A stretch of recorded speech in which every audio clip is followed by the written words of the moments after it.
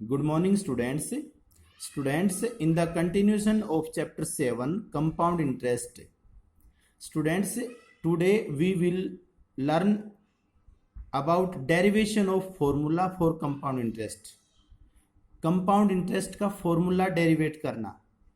Students, in last exercise, you see that method for calculating compound interest is very lengthy.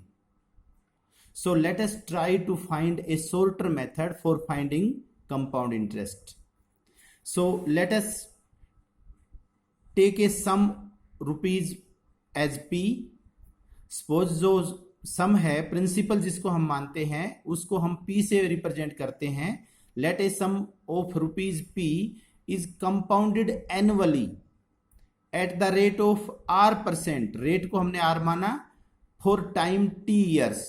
Students हम यहाँ पर rate और time को small are और small T respectively ले सकते हैं और वैसे टाइम को आप एन से या किसी और लेटर से भी रिप्रेजेंट कर सकते हैं. सो देखिए अब यहाँ पर हमने जैसा हमने लास्ट एक्सरसाइज में सीखा है उसके अनुसार हम पी प्रिंसिपल है, R% रेट ऑफ इंटरेस्ट है और टी टाइम के लिए अब इसका कंपाउंड इंटरेस्ट निकालना है. तो पहले कंपाउंड इंटरेस्ट से अमाउंट निकालेंगे. देखिए students, principal for the first year starting के लिए हमारा प्रिंसिपल हो गया P रुपीज और रेट ऑफ इंटरेस्ट हम सबसे पहले ही लिख लेंगे. सो इसमें जरूरत भी नहीं है लिखने की, डायरेक्ट यूज कर लेंगे हम. Time interest for first year, पहले साल का इंटरेस्ट निकालते हैं हम सिंपल इंटरेस्ट के फॉर्मूले से. पहले साल का interest principal into rate. Rate यहां चाहो तो लिख लो एक बार प्रिंसिपल से पहले, बाकी नहीं लिखें कोई बात नहीं. Principal into rate into time कितना है 1 ईयर. फर्स्ट ईयर है वो 1 ईयर है, डिवाइड बाय 100. यहां 1 ईयर कहें या फर्स्ट ईयर कहें, देखिए ये PR/100 रुपीज आ गया, ये इंटरेस्ट आ गया हमारे फर्स्ट ईयर का. अब प्रिंसिपल में ये इंटरेस्ट ऐड कर देंगे तो अमाउंट हो जाएगी वो, और आफ्टर 1 ईयर या eight the end of 1 year. Amount at the end of 1 year कहो या eight the end of first year कहो. सो प्रिंसिपल में हमने ये इंटरेस्ट जोड़ दिया और इनमें से हमने P कॉमन ले लिया, ब्रैकेट में आ गया 1 + R/100. नाउ स्टूडेंट्स, अब ये जो अमाउंट है eight the end of first year ये हमारे सेकेंड ईयर के लिए प्रिंसिपल हो जाएगा. ऐसा हम लास्ट एक्सरसाइज में कर चुके हैं. Principal for the second year, अब ये जो अमाउंट थी फर्स्ट ईयर के लास्ट में अंत में, ये हमारी सेकेंड ईयर के लिए प्रिंसिपल बन गया. तो सेकेंड ईयर का इंटरेस्ट निकालो, रेट ऑफ इंटरेस्ट वही रहेगा. Interest for the second year, तो सेकेंड ईयर का इंटरेस्ट क्या होगा, principal into rate into time upon 100. अब यहां पर देखिए ये आर का और पी का मल्टीप्लाई कर लो, PR, और ये 100 नीचे आ जाएगा और ये ब्रैकेट में, ये ब्रैकेट वाला ब्रैकेट में रह जाएगा. PR इंटू में ब्रैकेट में ये आ गया, ये PR के डिवाइड में 100 ले लिया. ये हमारा इंटरेस्ट आ गया सेकेंड ईयर के लिए. अब ये सेकेंड ईयर का इंटरेस्ट इस प्रिंसिपल में ऐड कर देंगे तो वो amount at the end of 2 years, amount at the end of 2 years या amount at the end of second year हो जाएगी. देखिए हर साल अपने आप में, चाहे फर्स्ट ईयर हो, चाहे सेकेंड ईयर हो, चाहे थर्ड ईयर हो, हर साल अपने आप में एक एक साल है. So amount at the end of second year क्या हो जाएगी, ये प्रिंसिपल ले लेंगे, ये ले लिया, प्लस में ये इंटरेस्ट ले लिया. और अब इन दोनों में से देखिए, इन दोनों में हम फिर कॉमन लेंगे. एक मिनट के लिए देखिए, ये ब्रैकेट 1 + R/100, 1 + R/100, दोनों टर्म में 1 + R/100 कॉमन है, हमने कॉमन ले लिया. ब्रैकेट में यहां से P बचा और यहां से PR/100 बचा. अब इन दोनों में से P फिर कॉमन ले लिया, तो कॉमन है उसको स्टार्टिंग में लिख लेंगे. ये 1 + R/100 और यहां से भी 1 + R/100 बचा. देखिए आपको पता है जब x को x से मल्टीप्लाई करते हैं तो पावर ऐड हो जाती है, वो x² हो जाता है. तो यहां पर हमारा 1 + R/100 इंटू 1 + R/100, तो ये 1 + R/100 का होल स्क्वायर हो गया, P into 1 + R/100 whole square. So students, ये प्रोसेस कंटिन्यू चलता रहता है जब जितना टाइम दे रखा है वहां तक. सो ये देखो सेकेंड ईयर के लिए हमने यहाँ 2 आ गया, अगर 3 साल का हो तो यहाँ पर पावर 3 आ जाएगी, 4 साल का हो तो यहाँ पर पावर 4 आ जाएगी, बाकी सेम एज इट इज रहेगा. सो इस तरह से हमारे पास ये कंपाउंड इंटरेस्ट का फॉर्मूला डेरिवेट हो गया है. कहता है proceeding in the same way the amount at the end of suppose T years के एंड में, टी वर्ष के अंत में हम ये निकालना चाहें तो ए अमाउंट को हम ए से रिप्रेजेंट करते हैं, A is equal to P into R plus 1 plus R upon 100 raise to power T. अगर यहाँ 5 ईयर हो तो यहाँ 5 आ जाएगा, टी ईयर है तो टी आ जाएगा, एन ईयर्स हो तो एन आ जाएगा। ये हमारा अमाउंट आ जाएगा। अब हम कंपाउंड इंटरेस्ट कैसे निकालेंगे? कंपाउंड इंटरेस्ट अमाउंट में से प्रिंसिपल को लेस कर देंगे। सो स्टूडेंट्स, हम इन फॉर्मूलों को यूज करेंगे, अब डायरेक्ट यूज करेंगे ये अमाउंट निकालने के लिए। और कंपाउंड इंटरेस्ट निकालना है तो पहले अमाउंट निकलेगी, फिर उसका कंपाउंड इंटरेस्ट निकल जाएगा। इन दोनों आइडेंटिटीज को हमें डायरेक्ट याद करना है, इन दोनों फॉर्मूले को डायरेक्ट याद करना है कंपाउंड इंटरेस्ट के क्वेश्चंस करने के लिए। अब देखिए एक नई बात है, conversion period.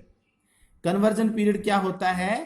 Time period after which the interest is added each year to form a new principal. देखिए इस क्वेश्चन में हमने टाइम एक एक साल लिया है, एक एक साल के बाद इंटरेस्ट को हमने प्रिंसिपल में ऐड किया है।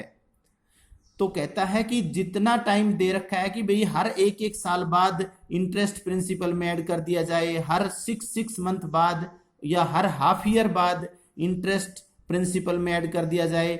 जितने समय बाद इंटरेस्ट को हम प्रिंसिपल में ऐड करते हैं उस समय को कन्वर्जन पीरियड कहते हैं। देखिए क्लियर लिख रखा है, time period after which the interest is added each time to form a new principal is called conversion period. So इसको लर्न कर लें, कन्वर्जन पीरियड क्या होता है, इसको दूसरी शब्दों में भी एक्सप्लेन कर रखा है। देखिए नोट है कि if the interest is compound annually, मान लिया इंटरेस्ट है वो एनुअली, एनुअली का मतलब ईयरली लगता है, एनुअली का मतलब ईयरली। इसका मतलब ये हुआ कि there is 1 conversion period in a year, तो एक साल में एक ही कन्वर्जन पीरियड हुआ। If this period is 6 month, this period का मतलब अगर इंटरेस्ट हर 6 मंथ के बाद लगता है। If the interest is compounded 6 month को हम सेमी एनुअली भी कह सकते हैं और हाफ ईयरली भी कह सकते हैं 6 मंथ्स को। तो अगर हमारा इंटरेस्ट हाफ ईयरली लगता है, सेमी एनुअली लगता है या 6 मंथ्स के बाद लगता है, तो इसका मतलब एक साल में 6 मंथ के हिसाब से दो कन्वर्जन पीरियड हो गए। There are 2 conversion periods in a year. In that case divide the, इस अच्छा ऐसे केस में हम क्या करेंगे फिर? अगर हमारा rate of interest per annum दे रखा है तो रेट ऑफ इंटरेस्ट को 2 से डिवाइड कर देंगे। If interest is calculated after every 6 months, or you can say interest is compounded after every semi-annually or half yearly, ये की मतलब है इनका। तो then there are 2 conversion periods in a year, तो एक साल में 2 conversion period हुए। 6 महीने के, ये समझ लो कि हम बंडल बनाएंगे, एक साल में 12 महीने होते हैं तो 6 महीने के 2 बंडल बन जाएंगे, मतलब 2 कन्वर्जन पीरियड हो गए। इन दैट केस, अच्छा ऐसे केस में हम क्या करते हैं, जो रेट हमारा, अगर हमारा रेट ऑफ इंटरेस्ट है वो एनुअली दे रखा है और हाफ ईयरली में चेंज करना है तो हम रेट को 2 से डिवाइड कर देते हैं। Rate of interest, divide the rate of interest by 2 अगर एनुअली है तो, to convert the rate into half yearly, तो रेट को भी हाफ ईयरली में कन्वर्ट करना पड़ेगा।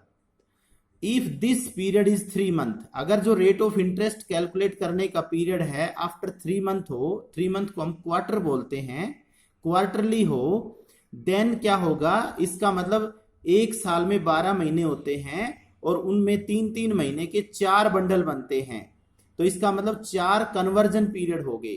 Then there are 4 conversion periods in a year. In that case divide the annually rate of interest. उस केस में अगर हमारा रेट ऑफ इंटरेस्ट एनुअली हो और हम 3 मंथ्स के हिसाब से इंटरेस्ट लगाना चाहते हैं तो हम एनुअल रेट को, एक साल में जैसे 4 क्वार्टर होते हैं तो ये उस एनुअली रेट को 4 से डिवाइड कर देंगे। सो स्टूडेंट्स इस नोट को ध्यान से अपने माइंड में सेट कर लें, ये बहुत इंपॉर्टेंट है।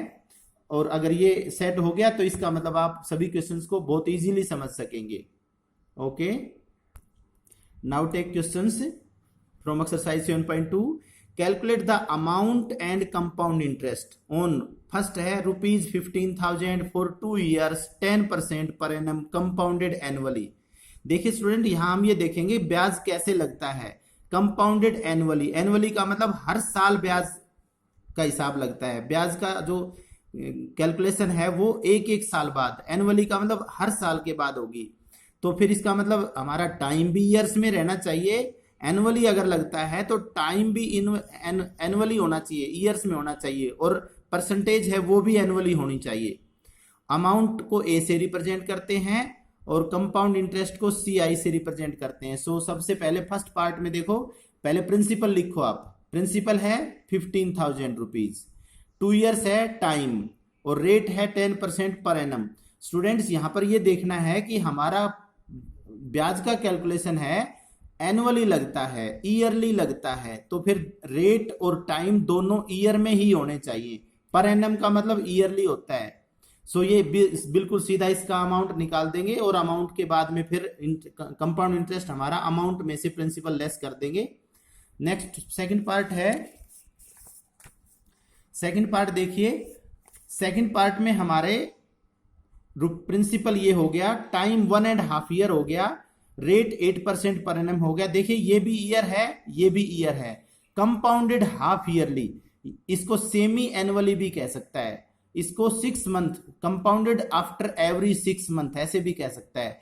तो इसका मतलब ये हुआ हमें टाइम और रेट दोनों को हाफ ईयरली में चेंज करना पड़ेगा। नोट दिस पॉइंट, टाइम और रेट को हाफ ईयरली में कन्वर्ट करना पड़ेगा।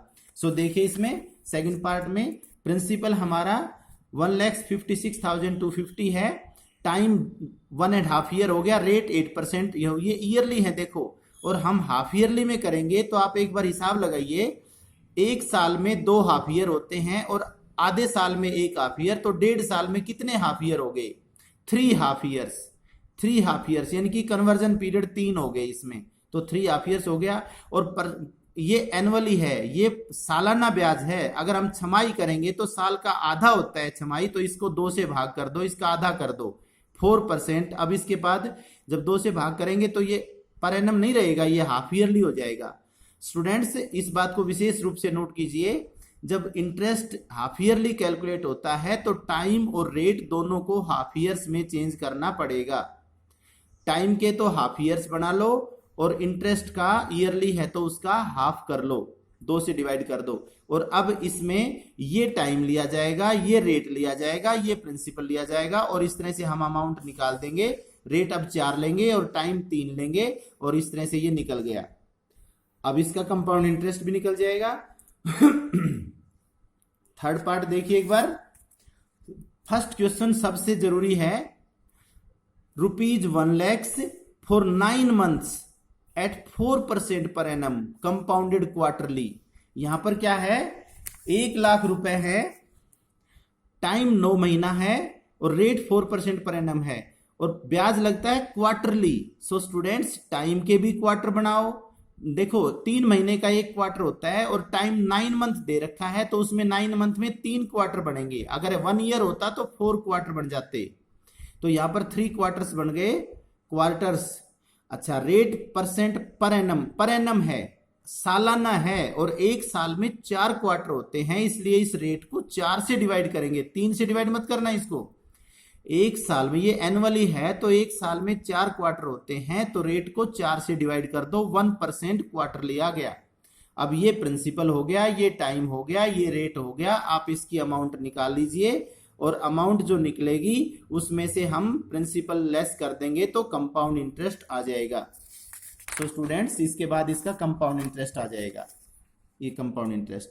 सेकंड क्वेश्चन है, find the difference between the simple interest and compound interest on ₹2,500 for 2 years at 4% per annum compounded semi annually. यहां नोट करिए, सिंपल इंटरेस्ट के लिए तो कोई सेमी एनुअली एनुअली का चक्कर नहीं, तो डायरेक्ट निकलेगा। तो पहले सबसे पहले तो आप प्रिंसिपल लिखो 2500, सिंपल इंटरेस्ट के लिए करेंगे, यहां इधर लिख दो for simple interest, principal 2500, time 2 years, rate 4% per annum, और इसका सीधा सिंपल इंटरेस्ट निकाल दो। अब फॉर कंपाउंड इंटरेस्ट के लिए ध्यान से देखें, प्रिंसिपल वही रहेगा, टाइम और रेट दोनों लिख लो, बट यहां पर जो है अगर ये एनुअली तो लगता तो यही रेट और टाइम रह जाते, बट ये सेमी एनुअली हाफ ईयरली ब्याज लग रहा है, तो रेट और टाइम को हाफ ईयर्स के हिसाब से चेंज करेंगे। तो हमने टाइम रेट किसी को पहले लिख लो, टाइम 2 इयर्स है। स्टूडेंट्स नोट करो, 2 इयर्स में कितने हाफ ईयर होंगे, 4 हाफ ईयर्स। आप इसको हाफ ईयर्स भी कह सकते हो और आप इसको हाफ ईयरली HLY भी कह सकते हैं। और अब एक साल में अपने को तो ईयरली के हिसाब से लगाना, एक साल में 2 हाफ ईयर होते हैं, ये पर एनम, एनम का मतलब एक साल का है ये, और हमें एक साल में 2 हाफ ईयर होते हैं, तो इसको 2 से डिवाइड कर देंगे तो 2 हाफ ईयरली हो जाएगा। अब ये रेट ऑफ इंटरेस्ट लेंगे और ये टाइम लेंगे, ये प्रिंसिपल लेंगे, आप अमाउंट अभी निकाल सकते हो। कैलकुलेशन थोड़ी लेंदी है, आप ध्यान से कैलकुलेशन करें। और कंपाउंड इंटरेस्ट ये हमने निकाल दिया, अमाउंट में से प्रिंसिपल कम कर दिया। अब उसने कहा है find the difference between compound interest and simple interest. अब दोनों इंटरेस्ट में डिफरेंस निकालना है। सिंपल इंटरेस्ट ये 200 है, कंपाउंड इंटरेस्ट हमारा 206 रुपीज और 08 पैसा है। तो difference between compound interest and simple interest आ गया, इस इंटरेस्ट में से वो इंटरेस्ट लेस कर दो, ये दोनों इंटरेस्ट का डिफरेंस आ जाएगा। सो स्टूडेंट्स इस टॉपिक को ध्यान से करेंगे। Okay, thanks.